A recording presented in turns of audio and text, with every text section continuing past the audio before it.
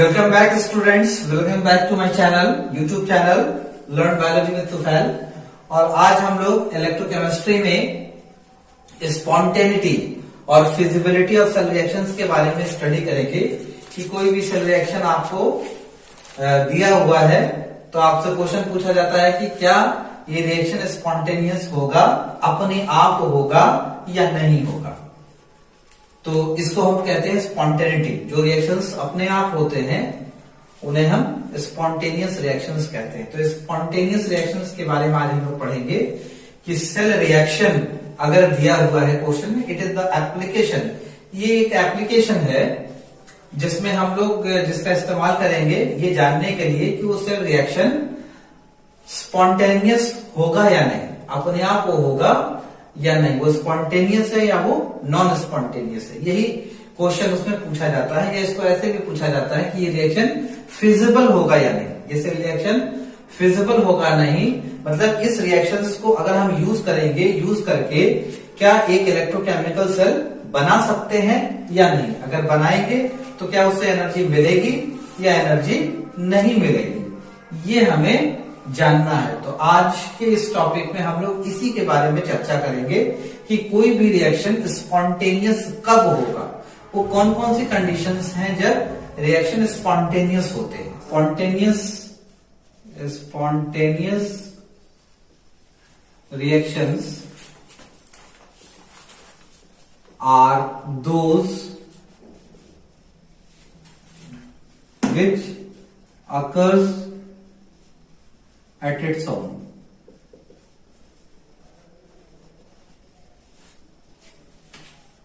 जो अपने आप हो, ऐसा रिएक्शन जो अपने आप हो उसे हम स्पॉन्टेनियस रिएक्शन कहते हैं। तो स्पॉन्टेनिटी की कंडीशन क्या होती है, जरा उसको हम देख लेते हैं कि what are the conditions of spontaneity. तो कंडीशंस ऑफ स्पॉन्टेनिटी देखिए, कोई भी रिएक्शन कब स्पॉन्टेनियस होगा। तो कंडीशंस ऑफ स्पॉन्टेनिटी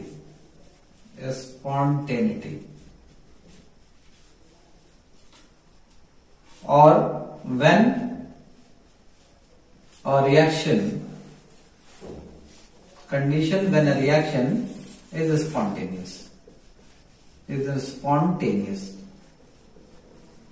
कब स्पॉन्टेनियस होगा देखें। तो देखिए कुछ कंडीशंस हैं जिस कंडीशन में रिएक्शन स्पॉन्टेनियस होगा। जैसे पहला कंडीशन क्या है, first condition is enthalpy change. Enthalpy change delta H की वैल्यू क्या होगी, डेल्टा एच नेगेटिव होना चाहिए। इसका मतलब एक्सोथर्मिक रिएक्शंस हो। इसका मतलब रिएक्शन अगर एक्सोथर्मिक है,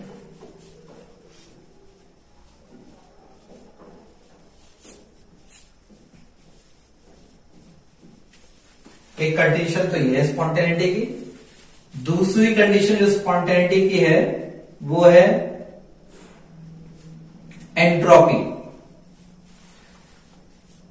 एंट्रोपी चेंज। डेल्टा एस से इसको लिखते हैं। तो इसमें डेल्टा एस जो है एंट्रोपी क्या होना चाहिए, बढ़ना चाहिए। इट शुड इंक्रीज, यानी पॉजिटिव होना चाहिए। Positive, that is should increase.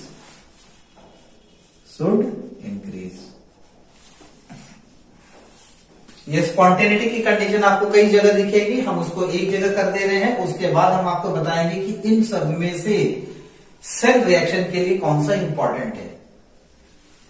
तीसरा पॉइंट ये स्पॉन्टेनिटी की कंडीशन है गिव्स फ्री एनर्जी।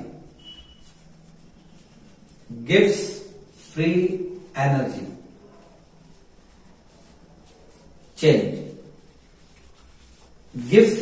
चेंज जो है इसको डेल्टा जी से रिप्रेजेंट करते हैं।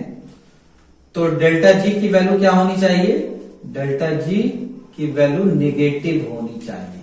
Means should decrease, delta G decrease होना चाहिए। That is should decrease. Delta G की वैल्यू हमेशा डिक्रीज होना चाहिए, तभी वो रिएक्शन क्या होगा, वो स्पॉन्टेनियस होगा। Delta G gives free energy change. और जो चौथी कंडीशन है, चौथी जो कंडीशन है वो है इलेक्ट्रोमोटिव फोर्स, ईएमएफ, और वी से सेल पोटेंशियल। सेल पोटेंशियल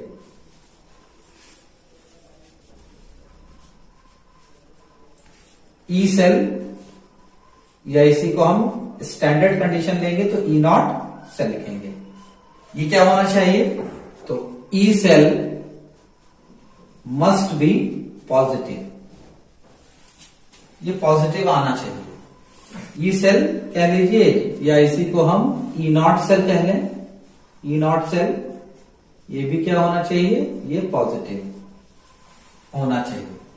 अगर स्टैंडर्ड कंडीशन दिया हुआ तो ई नॉट सेल पॉजिटिव आना चाहिए, कोई भी कॉन्सेंट्रेशन है ई सेल पॉजिटिव आना चाहिए। तो ये सारी तो कंडीशंस है स्पॉन्टेनिटी की। अब इसमें जो सबसे इंपॉर्टेंट इस सेल रिएक्शन के लिए है वो ये दोनों है।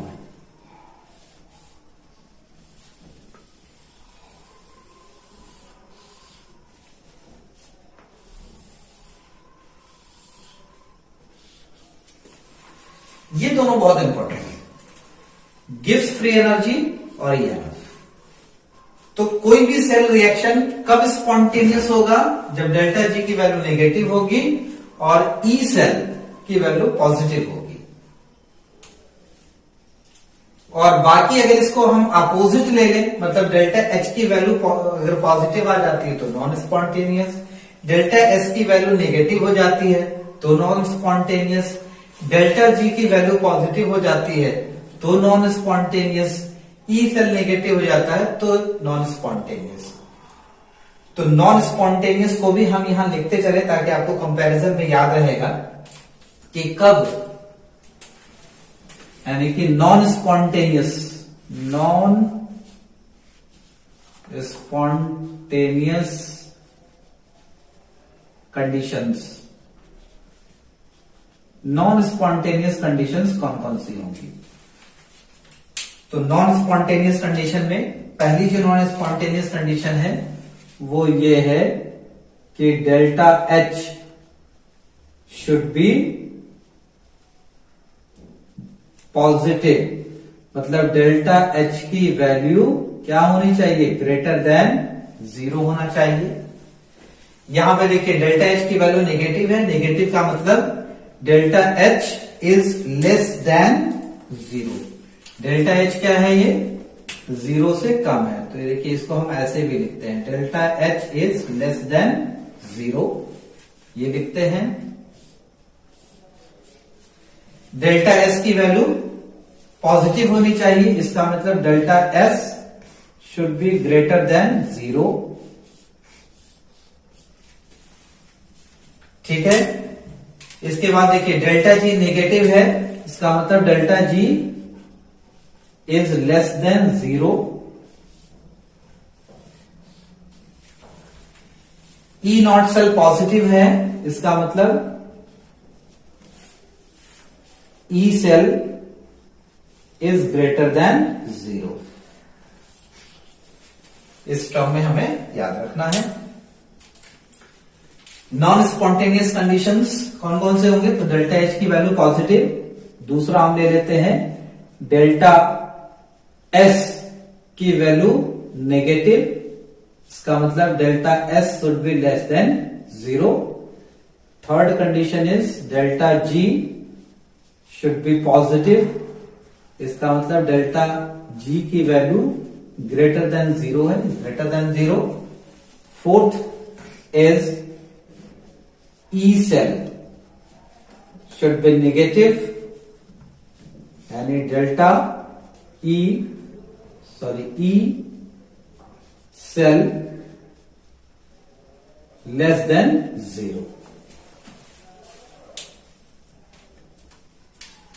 ये कंडीशन है नॉन स्पॉन्टेनियस।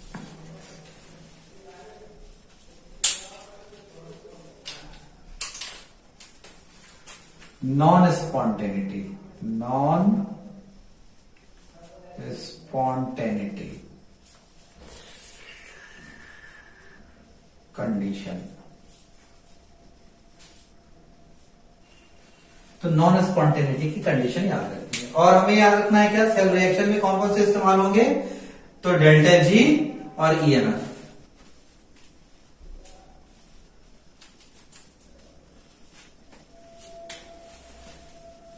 तो therefore conditions for spontaneity or feasibility of cell reaction.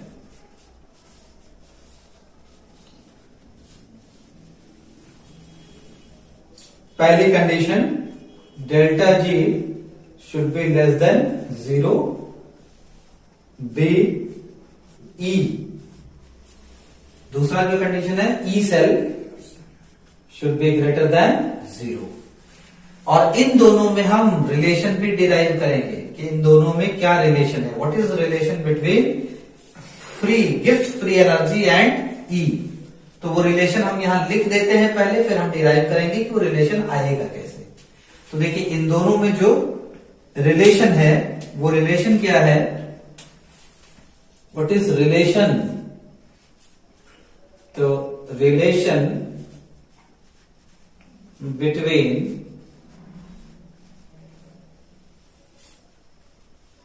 between delta G and E cell, ये है delta G is equal to minus NF E cell, जब किसी भी कंडीशन में हम लेते हैं तो।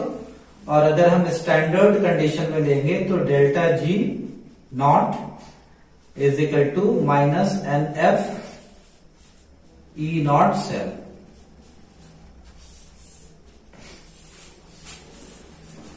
where n is number of electrons transferred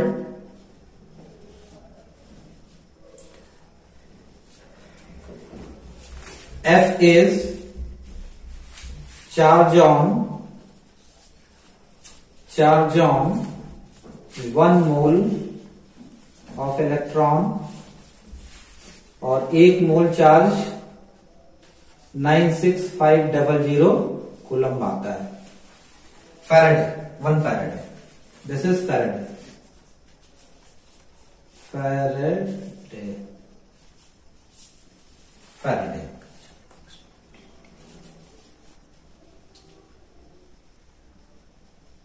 E not cell या ई सेल क्या है, ये ईएमएफ है जिसे कैलकुलेट करना हमने सीखा है। पिछली वीडियो में हमने आपको बताया इलेक्ट्रोड पोटेंशियल कैसे कैलकुलेट करते हैं, how to calculate the EMF of the cell. तो आज हम इस रिलेशन को डिराइव भी करेंगे। हमें सिर्फ याद नहीं रखना है, हमें समझना है कि ये आया कैसे।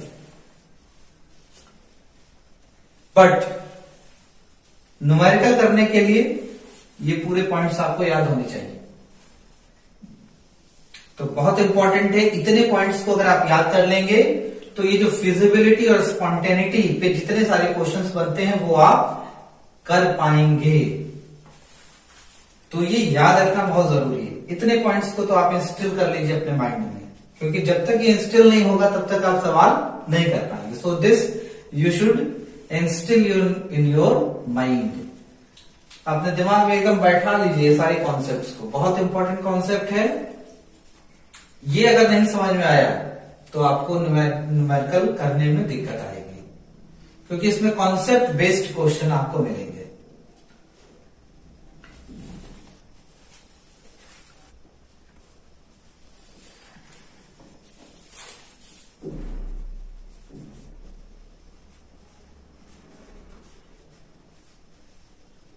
Derivation of relation between Gibbs free energy change delta G and EMF of cell। EMF of cell यानी कि ई नॉट सेल या ई सेल, ई सेल। और अगर स्टैंडर्ड कंडीशन है तो ई नॉट सेल। ये रिलेशन हम डिराइव करेंगे जो अभी आपको मैंने बताया। रिलेशन क्या होता है? Relation is delta G. Delta G लिखना इसलिए जरूरी है क्योंकि चेंज इज इंपॉर्टेंट। तो delta G is equal to minus N F E cell. यही हमारा रिलेशन है जिसे हम डिराइव करना है, जिसे हमें डिराइव करना है। तो अब हम देखते हैं कि जो गिब्स फ्री एनर्जी चेंज है वो किसके बराबर होता है। तो हमेशा याद रखिए जो गिब्स फ्री एनर्जी चेंज है, गिब्स फ्री एनर्जी चेंज मतलब delta ji, it is negative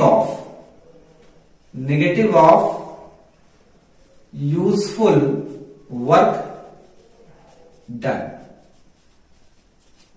जो हम यूजफुल वर्क करते हैं उसी का नेगेटिव आता है। So delta is G is negative of useful work done. अब हम देखिए यहां पे जो सेल रिएक्शन हो रहा है उस सेल रिएक्शन में किस तरह का वर्क है? तो वो एक तरह का इलेक्ट्रिकल वर्क है। तो यहां पे जो डेल्टा जी हम पर्टिकुलर इस केस में जो कैलकुलेट करेंगे, so it will be delta G is equal to minus useful electrical work. ये कौन सा वर्क है? तो इलेक्ट्रिकल वर्क है ये है।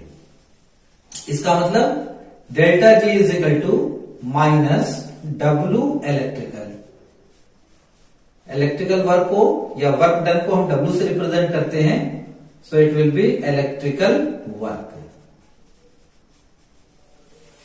डब्ल्यू इलेक्ट्रिकल वर्क ये हम ऐसे लिखते हैं। अब इलेक्ट्रिकल वर्क कितना होगा जरा इसको हम लोग देखें। तो ये हमारे पास एक रिलेशन, आपको ये भी याद रख लीजिए।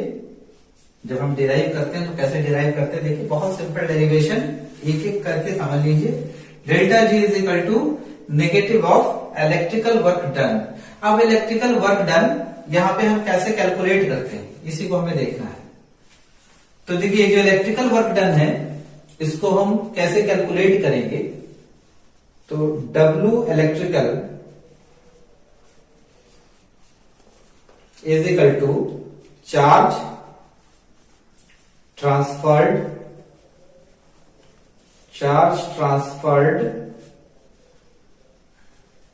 Between electrodes into delta V। Delta V क्या है? Potential difference. और ये चार्ज क्या है? Q है, potential difference. Potential difference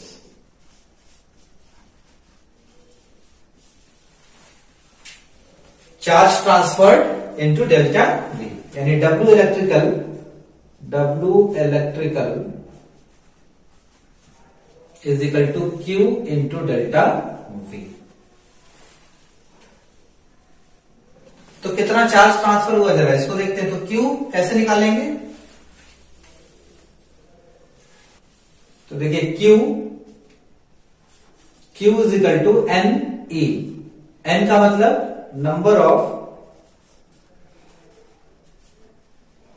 of moles of electron into charge on one mole electron। ये होता है this is N and charge on one mole of electron. हम लोग charge on one mole of electron जो है calculate कर लेते हैं कितना आता है। देखिए यहां पे कितना इलेक्ट्रॉन ट्रांसफर हो रहा है। देखिए ये जो इलेक्ट्रोड हम बनाते हैं इसमें जरा ध्यान से देखिए, दो इलेक्ट्रोड हम इसमें बनाते हैं। एक इलेक्ट्रोड नेगेटिवली चार्ज होता है इसे हम क्या कहते हैं? अभी हम लोगों ने पढ़ा है एनोड। दूसरा होता है वो पॉजिटिव चार्ज होता है उस पे, और उसे हम लोग कहते हैं कैथोड। दो इलेक्ट्रोड हो गए, ठीक है। और यहां से यहां जो इलेक्ट्रॉन का ट्रांसफर है, कितना इलेक्ट्रॉन ट्रांसफर हो रहा है, तो n mole, n mole of electron, 1 mole electron यहां पे देखिए ट्रांसफर हो रहा है। ठीक है, अगर इसको मान लेते हैं 1 mole of electron is transferred. और इन दोनों के बीच में जो पोटेंशियल डिफरेंस आएगा, पोटेंशियल डिफरेंस डेल्टा वी, यही तो हमारा क्या है, यही तो हमारा ई सेल है। This is what is our E cell.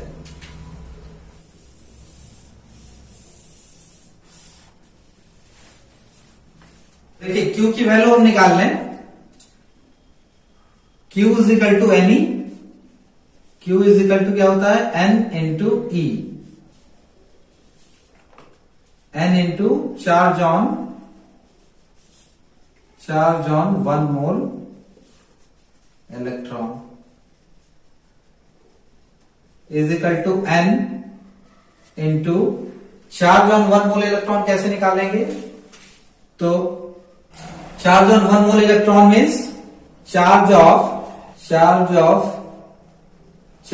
On 1 electron into number of electron in 1 mole। तो देखिए ये हो जाएगा n, और charge on 1 mole electron 1.6 into 10 to the power -19 coulomb हो जाता है ये, और 1 mole electron is 6.023 into 10 to the power 23। और इसको जब हम कैलकुलेट करते हैं तो n into approximately 1.6 into 10 to -19 और 6.023 इंटू 10 टू द पावर 23 को जब हम कैलकुलेट करते हैं तो एक रफ जो वैल्यू आती है वो near about it is 96500 coulomb आता है।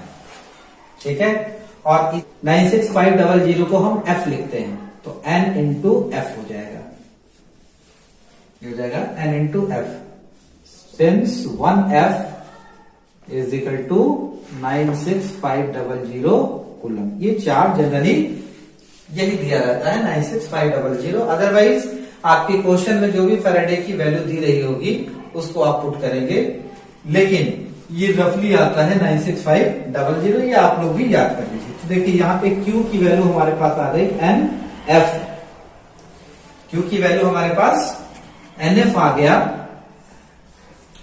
अब इसको हम लोग पुट कर देते हैं कहां पे, इस रिलेशन में हम पुट कर देते हैं। देखिए किस रिलेशन में, तो इस वाले रिलेशन में हम पुट कर देंगे इसकी वैल्यू।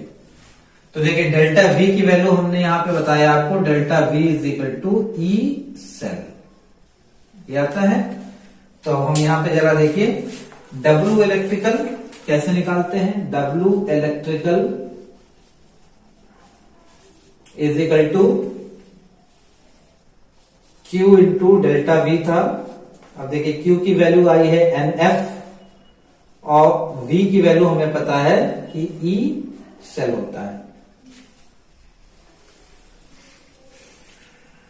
तो W इलेक्ट्रिकल हो गया, W इलेक्ट्रिकल हमारे पास मिल गया, W इलेक्ट्रिकल मिल गया NF E नॉट सेल और ई सेल। और डेल्टा जी की वैल्यू क्या होती है, डेल्टा जी की वैल्यू हम जानते हैं, अभी यहां हमने लिखा है negative of useful electrical work. तो delta G is equal to minus W electrical, तो इसका मतलब ये हो गया W electrical is NF E not cell, तो delta G is equal to minus NF E naught E cell. यही तो हमें डिराइव करना था।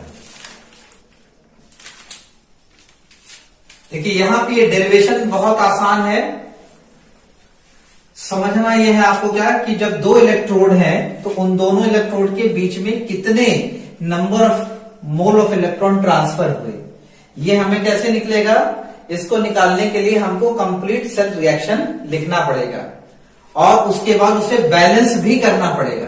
तो बैलेंस करने के बाद जो n की वैल्यू, जितने नंबर ऑफ इलेक्ट्रॉन ट्रांसफर होते हैं वही n की वैल्यू होगी। तो n की वैल्यू क्वेश्चन में आपको गिवन नहीं होगी, वो आपको सेल रिएक्शन खुद लिखकर कैलकुलेट करना पड़ेगा। तो n की वैल्यू आपको क्वेश्चन में गिवन नहीं होगा, वो आपको निकालना पड़ेगा। ये आप चीज जान लीजिए। अभी हम आपको बताएंगे न्यूमेरिकल करते समय कि n को हम कैसे कैलकुलेट करते हैं। और दोनों इलेक्ट्रोड के बीच में जो पोटेंशियल डिफरेंस होता है, इसी को तो हम ईएमएफ कहते हैं। और हमारे पास W इलेक्ट्रिकल जो है वो Q into delta we, charge into potential difference, ये हमारा फार्मूला है, चार्ज इंटू पोटेंशियल डिफरेंस। तो पोटेंशियल डिफरेंस हो गया ई सेल, एक वैल्यू हमें मिल गई। अब हमें कैलकुलेट करना है चार्ज ऑन इलेक्ट्रॉन, ये चार्ज कितना ट्रांसफर हो रहा है उसे निकालना है। तो उसको निकालने का तरीका क्या है कि where n, suppose n is the number of electron transferred between the electrodes, तो वो n ले लेते हैं, and charge on 1 mole of electron. 1 mole electron पे चार्ज कैसे निकालेंगे? तो it is calculated by multiplying charge on 1 electron into number of electron in 1 mole. तो देखिए, एक इलेक्ट्रॉन पे चार्ज 1.6 इंटू 10⁻⁻19 कूलम, और 1 मोल इलेक्ट्रॉन कितना हो जाएगा? नंबर ऑफ इलेक्ट्रॉन इन 1 मोल। 1 मोल में कितना इलेक्ट्रॉन होता है? तो 6.023 इंटू 10⁻23। जब इसको हम मल्टीप्लाई करते हैं तो हमारे पास जो वैल्यू आती है वो आती है 96500। ये अप्रोक्सीमेट वैल्यू है, इसे आप याद कर लीजिए। और उसके बाद क्या है? और इसी को 96500 को हम फैराडे कहते हैं, तो इसको हम लोग लिख सकते हैं NF। तो ये Q is equal to NF हो गया। तो अब यहां पे Q की वैल्यू पुट कर देते हैं और डेल्टा V की वैल्यू पुट कर देते हैं, तो ये हमारे पास आ जाएगा इलेक्ट्रिकल वर्क। तो ये हमें मिल गया electrical work NF E cell. और डेल्टा G की वैल्यू क्या होती है? माइनस इलेक्ट्रिकल वर्क, तो NF, तो ये हमारे पास delta G is equal to minus NF E cell, NF E cell. तो कितना आसान सा लॉजिक है, बस आपको ये याद रखना है, न्यूमेरिकल में इसी की जरूरत पड़ेगी। अब देखिए, अगर यहां पर ध्यान दीजिए जरा कि अगर यहां पर ई सेल की वैल्यू, ये जो ई सेल है, ये वैल्यू अगर हमारे पास पॉजिटिव हो जाए, ध्यान दीजिए, अगर ई सेल पॉजिटिव हो जाए तो डेल्टा जी नेगेटिव हो जाएगा। ये तो फिजिबिलिटी है। तो डेल्टा जी नेगेटिव होना या ई सेल का पॉजिटिव होना, यही हमारा क्या है? स्पॉन्टेनिटी को डिटरमाइन करता है। तो हमें कैलकुलेट करना पड़ेगा। अगर न्यूमेरिकल में कोई क्वेश्चन दिया जाए और ये कहा जाए कि ये रिएक्शन स्पॉन्टेनियस होगा या नहीं, तो हमें क्या करना है? ई सेल को कैलकुलेट कर लेना है। अगर ई सेल पॉजिटिव आता है तो हम बोलेंगे कि ये रिएक्शन फिजिबल है। अगर वो नेगेटिव आता है तो बोलेंगे नॉन स्पॉन्टेनियस है, नॉन फिजिबल है। इसी तरह से वैल्यूज हमें दी रहेगी और हम डेल्टा जी को कैलकुलेट करेंगे। कैलकुलेट करने पे अगर वो नेगेटिव आता है तो रिएक्शन स्पॉन्टेनियस है, और अगर ये डेल्टा जी की वैल्यू पॉजिटिव आती है तो वो नॉन स्पॉन्टेनियस है। ये कॉन्सेप्ट अपने दिमाग में आपको फ्रेम करना है। तो जब ये कॉन्सेप्ट आप फ्रेम कर लेंगे और न्यूमेरिकल हम लगाएंगे तो देखिएगा कितना आसान हो जाएगा। So this is the concept that you have to frame in your mind.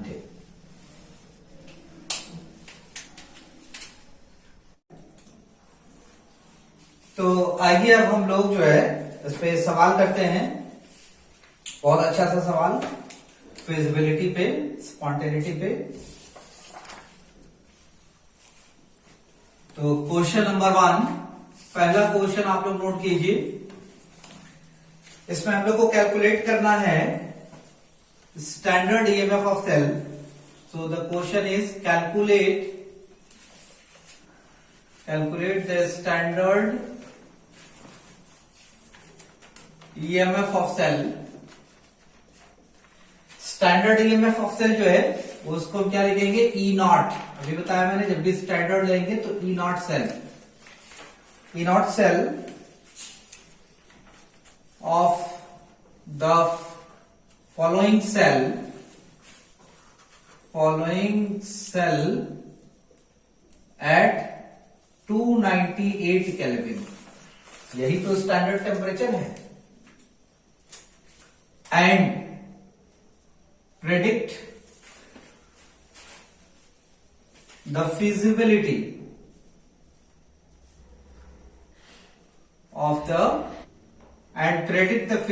of the cell or cell reaction.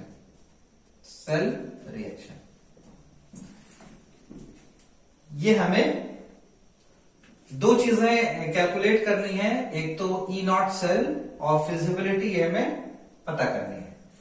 और जो रिएक्शन है, the reaction is CR then Fe3+ arrow Cr3+ Fe। और क्या गिवन है, तो देखिए यहां पे हमारे पास गिवन है E not Cr3+/Cr is equal to -0.74 volt, and the second thing which is given is E naught Fe2+/Fe is equal to -0.44 volt। ये हमें गिवन है। तो अब हम लोग देखते हैं इसको कैलकुलेट कैसे करेंगे। देखिए इसका सॉल्यूशन हम कर रहे हैं यहाँ पे step by step. I am going through the solution step by step. आपको मैं इसमें एक एक चीज बताते भी चलूंगा, और यही स्ट्रैटेजी आपको अपनानी है न्यूमेरिकल को सॉल्व करने में। आप देखिए कि किन किन बारीकियों को हम यहाँ पे हाईलाइट कर रहे हैं, उन्हीं बारीकियों को आपको फॉलो करना है। एकदम वही पॉइंट्स को आपको ध्यान में रखते हुए क्वेश्चन को सॉल्व करना है। 2-4 बार आप प्रैक्टिस करेंगे तो आपको ये बारीकियां अपने आप आपके दिमाग में इंस्टॉल हो जाएगी और याद हो जाएगी कि इस तरह के सवाल को हमको कैसे करना है। तो देखिए सबसे पहला जो सवाल ये है कि हमें स्टैंडर्ड ईएमएफ ऑफ सेल लिखना है, यानी कि हमें लिखना है ई नॉट सेल। तो आपको फार्मूला बताया था मैंने, ई नॉट सेल का क्या होता है ये हमें फाइंड करना है। तो आपको फार्मूला मैंने बताया था, E not cell is equal to E naught cathode minus E naught anode. ठीक है, तो सबसे पहली चीज तो हमें आइडेंटिफाई कर लेनी है कि कैथोड कौन होगा और एनोड कौन होगा। और एक चीज और मैंने आपको बताया था कि जो कैथोड है ई नॉट कैथोड, ये SRP के टर्म में लेते हैं, standard reduction potential of cathode. और ये एनोड का भी हम कौन सी वैल्यू लेंगे, SRP, ये हमें याद रखना है। तो अब जरा हम लोग देख लेते हैं, दोनों चीजों को देखते हैं। एक तो हम देख लेते हैं कि कैथोड कौन है इस रिएक्शन में पर्टिकुलर, एनोड कौन है उसको हम आइडेंटिफाई कर लेते हैं। आइडेंटिफिकेशन ऑफ इलेक्ट्रोड, ये पहला हमारा इसमें स्ट्रेटेजी होगी इस तरह के क्वेश्चंस के करने में, कि first thing is identification of electrode. तो इलेक्ट्रोड को कैसे आइडेंटिफाई करेंगे, तो देखिए आपको मैंने बताया था कि कैथोड पे क्या होता है, रिडक्शन होता है, और एनोड पे ऑक्सीडेशन होता है। तो यहां पे हम कैलकुलेट कर लेते हैं कि कहां ऑक्सीडेशन हो रहा है और कहां रिडक्शन हो रहा है। तो देखिए यहां पे Cr को देखें अगर, तो Cr का ऑक्सीडेशन नंबर 0 है और यहां पे क्या हो रहा है, +3 हो रहा है। तो देखिए ये जो है ये यहां पे अगर हम देखें तो 0 से +3 हो रहा है, यानी कि ऑक्सीडेशन नंबर इंक्रीज हो रहा है। सो this is increase of oxidation number, और इंक्रीज इन ऑक्सीडेशन नंबर को ही तो हम क्या कहते हैं, ऑक्सीडेशन कहते हैं, ऑक्सीडेशन। तो देखिए ये Cr का क्या हो रहा है, ऑक्सीडेशन हो रहा है। इसका मतलब जो एनोड है वो क्या है, एनोड इज Cr। तो ये हमारा हो गया anode. So this is anode, ये एनोड हो गया। और कैथोड क्या है, तो यहां पे देखिए Fe3+ से ये 0 हो रहा है, ये 0 है और ये 3 से 0 हो रहा है, मतलब कम हो रहा है। तो डिक्रीज इन ऑक्सीडेशन नंबर, यहां पे क्या हो रहा है, डिक्रीज इन ऑक्सीडेशन नंबर। और डिक्रीज इन ऑक्सीडेशन नंबर को हम क्या लिखते हैं, हम बोलते हैं कि ये रिडक्शन हो रहा है। इसका मतलब Fe3+ का क्या हो रहा है, रिडक्शन हो रहा है। तो दिस इज कैथोड। तो हमारे पास मिल गया। तो अब हम देखिए इसको हम लिखेंगे, इसको हम फर्दर क्या लिखेंगे। तो अब हम एनोड हमारा आइडेंटिफाई हो गया और कैथोड भी आइडेंटिफाई हो गया। तो यहां पे देखिए, यहां पे हमारा कैथोड जो है वो आयरन है, तो Fe3+ है, तो इसको हम लिखेंगे Fe3+/Fe माइनस E0 और क्रोमियम, ये हमारा क्या है, जहां पे एनोड है, ऑक्सीडेशन हो रहा है, तो इसका भी हम लेकिन वैल्यू कहां लिखेंगे, किसमें लिखेंगे, हम लिखेंगे स्टैंडर्ड रिडक्शन पोटेंशियल में। स्टैंडर्ड रिडक्शन पोटेंशियल का मतलब Cr3+/Cr।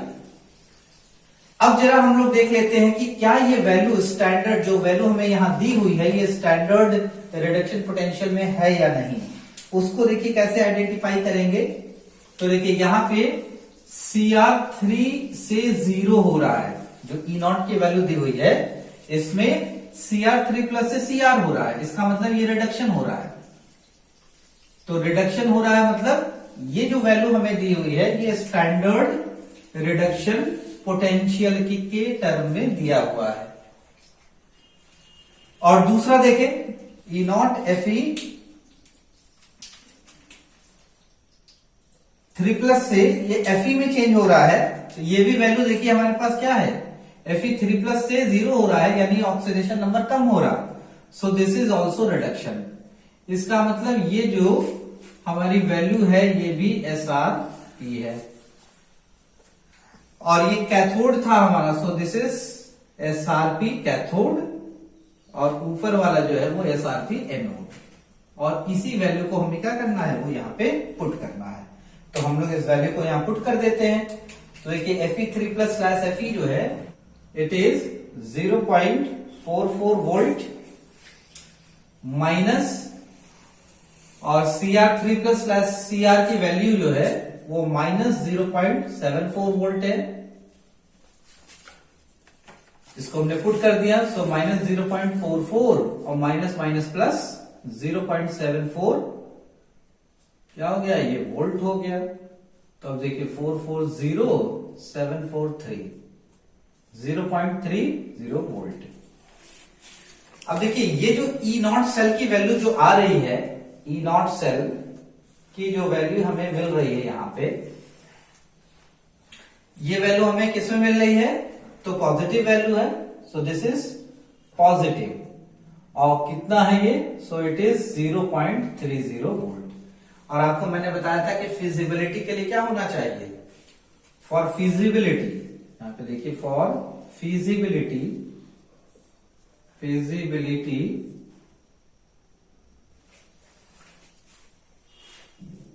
Delta for feasibility E0 cell should be positive. तो देखिए यहां पे E0 सेल की वैल्यू क्या है, पॉजिटिव है, इसलिए ये रिएक्शन, देयरफॉर दिस रिएक्शन और दिस सेल इज feasible और spontaneous, ये spontaneous होगा। तो बात आप लोग को समझ में आ गई। क्या स्ट्रेटेजी होना चाहिए जब भी दिया हो सेल रिएक्शन, सबसे पहले आप क्या आइडेंटिफाई कर लीजिए, सबसे पहले आप ये आइडेंटिफाई कर लीजिए कि वो इलेक्ट्रोड कौन सा है, एनोड है कि कैथोड है, पहला आइडेंटिफिकेशन। दूसरा आइडेंटिफिकेशन आपका होगा क्या, कि जो वैल्यू हमें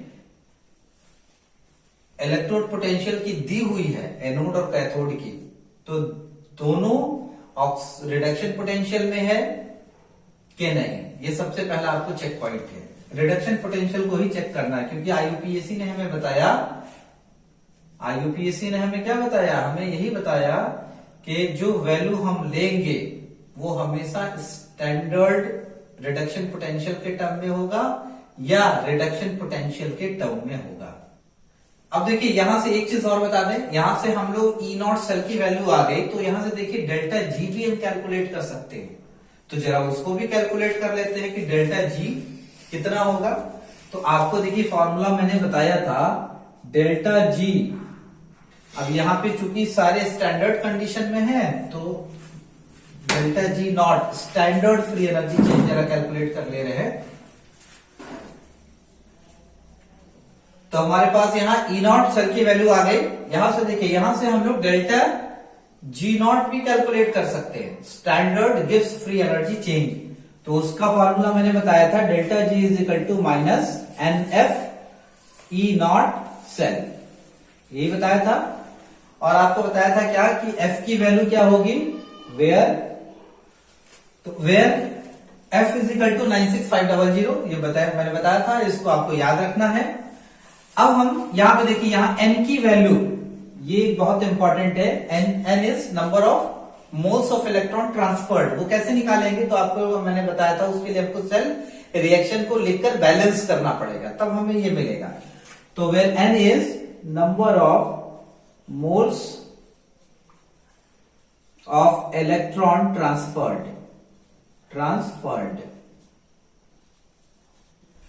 कितना मोल ट्रांसफर होता है, कैसे निकालेंगे, हाउ इट इज कैलकुलेटेड। तो कैलकुलेटेड बाय राइटिंग, इसको आप लोग लिख लें कैसे कैलकुलेट होगा। So calculated by writing cell reaction, balanced cell reaction, balanced cell reaction, ये बैलेंस सेल रिएक्शन लिखेंगे तब हम आएगा। तो जरा उसको भी लिख लेते हैं हम लोग। तो देखिए, उसको लिखने के लिए क्या करेंगे, पहले यहां पे लिख लेते हैं। एनोड पे देखें क्या हो रहा है, एनोड, एनोड पे हो रहा था ऑक्सीडेशन, और एनोड हमारा कौन सा है, सीआर है। तो देखिए ये जो सीआर है, it is getting converted into Cr3+, Cr3+ में कन्वर्ट हो रहा है। दोनों के बीच में अगर डिफरेंस ऑफ इलेक्ट्रॉन देखें हम, देखिए यहाँ +3 है और यहाँ पे 0 है, इसका मतलब कितना इलेक्ट्रॉन निकल रहा है, 3 इलेक्ट्रॉन निकल रहा है। तो यहाँ पे +3 इलेक्ट्रॉन यहाँ पे हम इसको लिख दे रहे हैं, ये हमारा एक हो गया, क्योंकि दोनों के बीच का डिफरेंस कितना है, डिफरेंस है 3 का, तो इसीलिए 3 इलेक्ट्रॉन यहां से निकल जाएंगे, वो हमने निकाला। अब देखिए, अब जो है दूसरा हम ले लेते हैं, एनोड हो गया ये, कैथोड देख ले। अब देखिए यहां पे कैथोड जो है वो Fe3+ है। अब ये देखिए, ये जो Fe3+ है, ये किस में कन्वर्ट हो रहा है, ये कन्वर्ट हो रहा है Fe में, it is getting converted into Fe। ठीक है, यहां पे कितने इलेक्ट्रॉन का डिफरेंस है, जरा उसको देखें। तो ये 3 इलेक्ट्रॉन लेकर पूरा हो रहा है, क्योंकि यहां पे डिफरेंस 3 है। तो अब इन दोनों को हम क्या करेंगे, जोड़ देंगे, और इस तरह से जोड़ेंगे कि दोनों इलेक्ट्रॉन कैंसिल हो जाएं। तो देखिए इसको हम जोड़ दे रहे हैं इस तरह से, और ये इलेक्ट्रॉन क्या हुआ, ये कैंसिल हो गया। देखिए ये कैंसिल हुआ ऐसे, और ये ऐसे कैंसिल हो गया, और यहां हो गया क्या, हमारे पास हो गया Cr+ Fe3+, Cr3+ Fe। यही देखिए, यही रिएक्शन हमें यहां पे मिल भी गया। तो यहां पे N की वैल्यू क्या हो गई, यहां पे देखिए N की वैल्यू हो गई 3। तो जब N की वैल्यू 3 हो गई, तो delta G not is equal to -NF E not cell. देखिए N की वैल्यू हमें मिल गई, तो ये पहले माइनस लिख लेते हैं, फिर N की वैल्यू हमें यहाँ 3 मिली, तो यहाँ 3 पुट कर लेते हैं। F की वैल्यू आपको बताया कि याद रखना है 96500, और E नॉट की वैल्यू देखिए, यहां पे हमें E नॉट की वैल्यू 0.30 वोल्ट मिला था, तो इंटू 0.30 वोल्ट। अब इसको जब कैलकुलेट कर लेते हैं, तो ये हो जाएगा 3 3 9,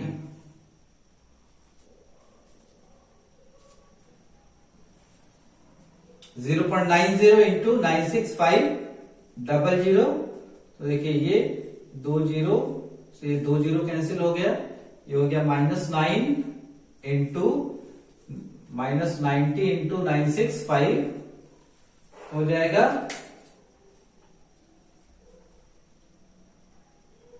9 × 45, 5 4 9 6 54 और 4 58 8 और 4 58 8 5 9 9 81 और 5 86, इतना जूल पर मोल। और केजी जूल करेंगे तो -86.850 किलो जूल पर मोल। और यहां में देखिए यहां क्या है, डेल्टा जी नॉट की वैल्यू यहां नेगेटिव है, नेगेटिव है तो देखिए फिजिबल हो गया। आपको पहले ही बताया हूं कि अगर ई नॉट सेल की वैल्यू पॉजिटिव आएगी तो डेल्टा जी नॉट की वैल्यू निगेटिव आ जाएगी और ये पूरा रिएक्शन फिजिबल हो जाएगा। यही तो फिजिबिलिटी की कंडीशन थी, डेल्टा जी नेगेटिव और ई नॉट सेल या ई सेल क्या हो जाएगा, positive.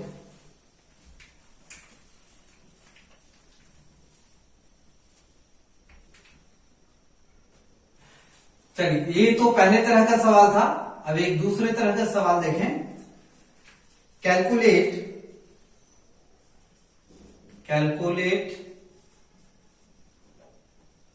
E naught cell at 298 kelvin. देखिए यहां पे E naught सेल कैलकुलेट करना है 298 kelvin. 298 kelvin is the standard temperature.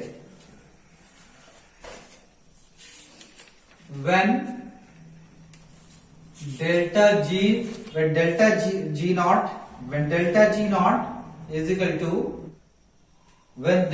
naught is equal to 43600 joule per mole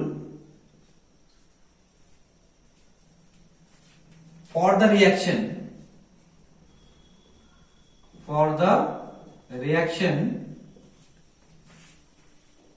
ये देखिए रिएक्शन है Ag, बहुत बढ़िया सवाल है ये। AgCl solid plus H2। अब देखिए यहां गैस है ये, और गैस के लिए मैंने बताया था कॉन्सेंट्रेशन, गैस के लिए कॉन्सेंट्रेशन प्रेशर के टर्म में लेते हैं, और प्रेशर कितना लेते हैं 1 एटमॉस्फेयर। तो देखिए यहां पे 1 एटमॉस्फेयर इस क्वेश्चन में गिवन है 1 atm। Arrow it will form Ag plus H plus Cl minus E not cell हमें कैलकुलेट करना है। तो यहां पे हमें E नॉट सेल को कैलकुलेट करना है इस रिएक्शन के लिए, और इसी में हम दूसरा पार्ट भी ऐड कर देते हैं, also predict the feasibility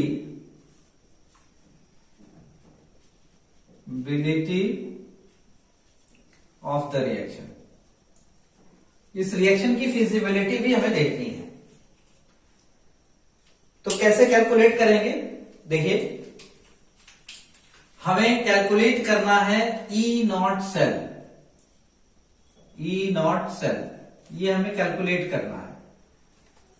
हमारे पास गिवन क्या है वो भी आपको बताते चलें। गिवन फ्रॉम क्वेश्चन, यही स्ट्रैटेजी होनी आपकी, गिवन फ्रॉम क्वेश्चन। क्वेश्चन से क्या दिया हुआ है कि delta G not is equal to -43600 joule per mole. ये क्वेश्चन में गिवन है।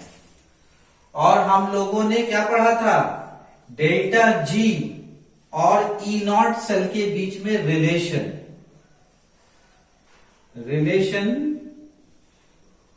बिटवीन ई नॉट सेल और डेल्टा जी नॉट सेल। ये हम लोगों ने क्या पढ़ा था, delta G not is equal to minus N F E not cell. अब देखिए यहां पे f की वैल्यू गिवन नहीं है, आपको मैंने पहले भी बता रखा है, f की वैल्यू आपको याद रखनी है। तो f की वैल्यू कितनी होती है, f की वैल्यू होती है 96500 कूलम। ये आपको याद होना है, जरूर याद कर लीजिए इस चैप्टर को न्यूमेरिकल करना है तो। उसके बाद n की वैल्यू हमें यहां कैलकुलेट करनी है, we have to calculate the value of n। आपको मैंने बताया था कि n की वैल्यू कैसे कैलकुलेट करेंगे, उसके लिए क्या बताया था कि आपको क्या लिखना पड़ेगा, पूरा रिएक्शंस लिखना पड़ेगा। तो सबसे पहले आइडेंटिफाई यहां कर लेते हैं हम, ये जो सर यहां दिया हुआ है कि उसमें एनोड कौन है। तो यहाँ पे n की वैल्यू कैसे कैलकुलेट करेंगे, उसके लिए क्या करना पड़ेगा हमें, इस सेल रिएक्शन को हमें यहां लिखना पड़ेगा, कंप्लीट सेल रिएक्शन, तभी हमें पता चलेगा कि n की वैल्यू क्या होगी। और यहां पे देखिए तो उसके लिए हमें क्या है, आइडेंटिफाई करना पड़ेगा पहले कि कौन एनोड है और कौन कैथोड है, कौन एनोड है और कौन कैथोड है। तो देखिए यहां पे अगर हम देखें तो ये Ag, इसको थोड़ा सा हम रीअरेंज करके इस रिएक्शन को अगर लिखें, देखिए यहां पे हम इसको ऐसे लिखना चाहेंगे, ये Cl भी यहां से हटा देते हैं, सो it will become Ag plus और प्लस H2 इसे हम लिख लेते हैं, फिर एरो ले ले हैं इसको, फिर Ag प्लस H प्लस और प्लस Cl माइनस यहां ले रहे हैं। अब देखिए अब यहां पे ये Ag जो है वो यहां पे क्या है, ऑक्सीडेशन नंबर देखिए इसका +1 है यहां पे, और ये हो जा रहा है यहां पे 0। तो देखिए ये +1 से 0 हुआ, और +1 से 0 का मतलब decrease in oxidation number, decrease in oxidation number. और डिक्रीज को क्या हम कहते हैं, हम कहते हैं रिडक्शन। तो देखिए ये रिडक्शन हो रहा है, इसका मतलब ये क्या है, ये कैथोड है, क्योंकि कैथोड पे ही क्या होता है, कैथोड पे ही रिडक्शन होता है। तो कैथोड हमें मिल गया। अब यहां पे देखें जरा H2 का, देखें यहां पे, देखिए यहां पे ये 0 है ऑक्सीडेशन नंबर, क्योंकि ये अपने मॉलिक्यूलर फॉर्म में है H2, और यहां पे +1 है। तो अब यहां पे जरा हम देखें तो देखिए यहां पे बढ़ रहा है, तो increase in oxidation number, increase in oxidation number. और इंक्रीज इन ऑक्सीडेशन नंबर को हम लोग क्या कहते हैं, हम लोग ऑक्सीडेशन कहते हैं। तो और जिस इलेक्ट्रोड पे ऑक्सीडेशन होता है उसे हम एनोड कहते हैं। तो ये हमारा एनोड हो गया। तो अब देखिए हमने आइडेंटिफाई कर लिया कि कौन एनोड है और कौन कैथोड है। और हमें क्या निकालना है, हमें निकालना है नंबर ऑफ इलेक्ट्रॉन्स, कितने लॉस हो रहे हैं। तो उसको भी जरा देख लेते हैं कैसे करेंगे। तो देखिए अब हम लिखेंगे क्या, अब देखिए हमें तो आइडेंटिफाई हो गया कि कौन एनोड है और कौन कैथोड है, और हमें n की वैल्यू निकालने के लिए क्या करना पड़ेगा, पूरा सेल रिएक्शन लिखना पड़ेगा। तो उसको लिख लेते हैं। देखिए एनोड पे क्या होता है, एनोड पे अगर देखें तो एनोड पे ऑक्सीडेशन होता है, और एनोड हमारा देखिए H2 है, तो इसको हम H2 लिख ले रहे हैं। H2 एरो किस में कन्वर्ट हो रहा है, H+ में कन्वर्ट हो रहा है, कितना इलेक्ट्रॉन। तो देखिए यहां पे ऑक्सीडेशन नंबर 0 था और यहां पे 1+1 हो रहा है, तो इन दोनों का डिफरेंस 1 इलेक्ट्रॉन का है। तो 1 इलेक्ट्रॉन निकल जाएगा जब ये, तो क्या हो जाएगा, ये ऑक्सीडेशन हो जाएगा, ऑक्सीडाइज हो जाएगा, हाइड्रोजन ऑक्सीडाइज हो जाएगा। अब यहां पे एक चीज हम लोग देखते हैं इस इक्वेशन में कि चार्जेस तो देखिए न्यूट्रल है, +1 -1 0 चार्ज हो गया।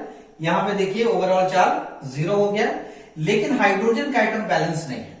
तो हाइड्रोजन का एटम बैलेंस करने के लिए हम क्या करते हैं कि ये जो H2 है, अगर इसको हम हाफ कर दें, इसको 1/2 कर दें, तो जब 1/2 कर देंगे तो देखिए 2 कैंसिल हो जाएगा, यानी एक हाइड्रोजन, यहां भी एक हाइड्रोजन, ठीक। अब लेकिन ये फ्रैक्शन में हो गया, तो अब हम क्या करेंगे, इसको फ्रैक्शन को कन्वर्ट करेंगे होल नंबर में।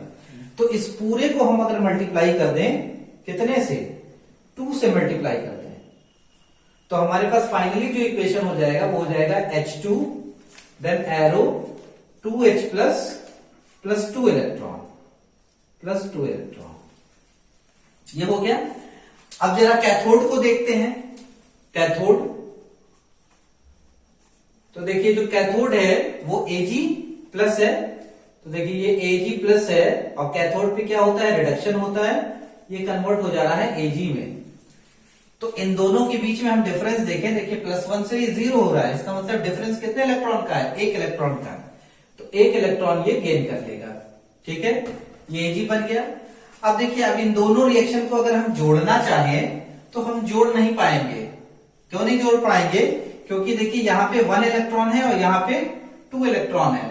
तो हमने आपको पहले भी बताया था कि जब सेल रिएक्शन लिखेंगे तो इस तरह से करना है, इस ऐसे नंबर से आपको मल्टीप्लाई करना पड़ेगा सुटेबल नंबर से कि ये इलेक्ट्रॉन का टर्म कैंसिल हो जाए। तो देखिए यहाँ पे 1 इलेक्ट्रॉन है, अगर इस कैथोड वाले को हम 2 से मल्टीप्लाई कर दें तो हमारा ये पूरा टर्म इलेक्ट्रॉन का कैंसिल हो जाएगा। तो इसको हम 2 से मल्टीप्लाई कर देते हैं। फाइनली हमारा इक्वेशन हो गया 2Ag plus 2 electron arrow 2Ag। अब देखिए अब इन दोनों को जब हम जोड़ेंगे तो हमारे पास वो टर्म इलेक्ट्रॉन का जो टर्म है वो क्या होगा, कैंसिल हो जाएगा। तो देखिए ये इलेक्ट्रॉन का टर्म यहाँ पे ऐसे कैंसिल हो जा रहा है, 2 इलेक्ट्रॉन देखिए यहाँ पे और ये 2 इलेक्ट्रॉन यहाँ पे कैंसिल हो गए। अब कैंसिल हो गए तो फाइनली हमारे पास जो इक्वेशन आ गया वो आ गया H2 plus 2Ag plus arrow 2H plus 2Ag। अब देखिए फाइनली देख लेते हैं कि ये रिएक्शन पूरा बैलेंस है कि नहीं। तो देखिए 2 हाइड्रोजन के एटम इधर भी हो गए, 2 Ag के एटम 2 Ag के एटम, और यहां पे चार्जेस की बात करें अगर तो 2 प्लस है और यहां पे देखिए 2 प्लस है। तो इसका मतलब ये हमारा रिएक्शन बैलेंस हो गया। अब यहां पे देखिए कितने इलेक्ट्रॉन ट्रांसफर हुए, तो 2 इलेक्ट्रॉन ट्रांसफर हुए, तो n की वैल्यू क्या आ गई, तो यहां पे देयरफॉर वैल्यू ऑफ n की वैल्यू हो गई 2 और f की वैल्यू हमें पता ही है, f इज 96500 कूलम। अब हमें निकालना है किसकी वैल्यू, E0 की वैल्यू। तो देखिए delta G0 is equal to NF E0 cell. हमारे पास देखिए डेल्टा G की वैल्यू दी हुई है, तो E0 सेल कितना हो जाएगा, E0 cell is equal to how much it will be, minus delta G0 upon N into F। तो देखिए डेल्टा G की वैल्यू कितनी दी हुई है, डेल्टा G की वैल्यू दी हुई है माइनस 43600। ये हमारे पास डेल्टा G की वैल्यू है और N की वैल्यू हमारे पास 2 आ गई और F की वैल्यू 96500 कूलम है ये। तो देखिए माइनस माइनस प्लस हो गया ये, और ये 220 2 जा 4 प्लस 218 अपॉन 965। और इसको जब हम कैलकुलेट करते हैं, सो दिस इज E0 सेल, इसको जब हम कैलकुलेट करेंगे it will become plus 0.226 volt, 0.226 volt. तो therefore E0 cell is equal to plus 0.226 volt. और ये रिएक्शन फिजिबल होगा कि नहीं होगा, तो देखिए एकदम फिजिबल होगा, definitely it will be feasible because the value of E0 cell is positive, ये वैल्यू पॉजिटिव है, तो डेफिनेटली ये रिएक्शन क्या होगा, फिजिबल होगा। तो देखिए इस तरह से हम लोग कैलकुलेट करते हैं। सो आई होप, मुझे उम्मीद है आप लोगों को ये लेक्चर समझ में आया होगा, बहुत पसंद भी आया होगा। एक एक स्ट्रैटेजी को हमने डिफाइन किया है, एक एक स्ट्रैटेजी को हमने डिफाइन किया है इसमें कि न्यूमेरिकल की आपकी स्ट्रैटेजी क्या होनी चाहिए। अगर आप लोगों को मेरा वीडियो अच्छा लगता है तो आप इसे लाइक कीजिए, शेयर कीजिए, सब्सक्राइब कीजिए and you all keep watching my video. Thank you for watching.